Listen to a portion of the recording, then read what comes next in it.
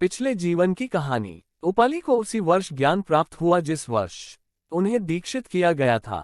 वह बुद्ध का प्रमुख शिष्य बन गया और उसकी उपलब्धि से हर कोई आश्चर्यचकित रह गया। इसलिए बुद्ध ने भाइयों को उपाली के पिछले जीवन की कहानी बताए। एक बार दो अच्छे दोस्त थे जो गरीब थे लेकिन दयालु थे और हमेशा भिक्षा देते थे।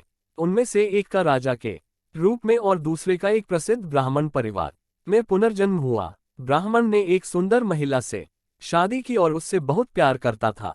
किसी गलतफहमी के कारण उसकी पत्नी उससे झगड़ती थी और काफी समय तक उससे बात नहीं करना चाहती थी।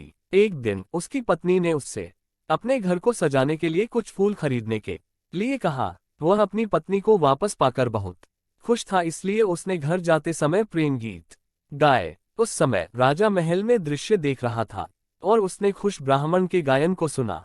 राजा ने ब्राह्मण को बुलाया और वे दोनों अच्छे दोस्त बन गए। राजा ने ब्राह्मण पर बहुत भरोसा किया और ब्राह्मण देश का एक प्रभावशाली व्यक्ति बन गया। वह इतना प्रसिद्ध हो गया कि उस देश की जनता उसे राजा मानने लगी। लेकिन ब्राह्मण संतुष्ट नहीं था। उसने राजा की हत्या करके सिंहासन पर कब्जा करने की सोची, लेकिन अंततः उसे अपनी गलतियों का एहसास हुआ और उसने राजा के सामने पश्चाताप किया। हालांकि उन्हें माफ कर दिया गया था, फिर भी उन्होंने दुनिया को त्यागने का फैसला किया। संसार त्यागने के कुछ ही समय बाद उन्हें चमत्कारी शक्ति प्राप्त हुई।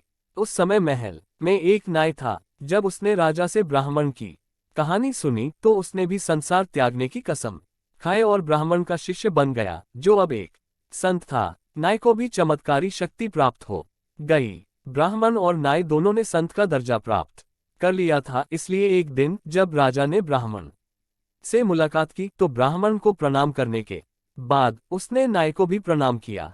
जब बुद्ध ने ये कहानी समाप्त की तो उन्होंने जन्म की पहचान की। उन दिनों ब्राह्मण मैं था और उपाली नाई था। इस कहानी का गहरा निहितार्थ है, सत्ता की लालसा मनुष्य को अंधा कर देगी।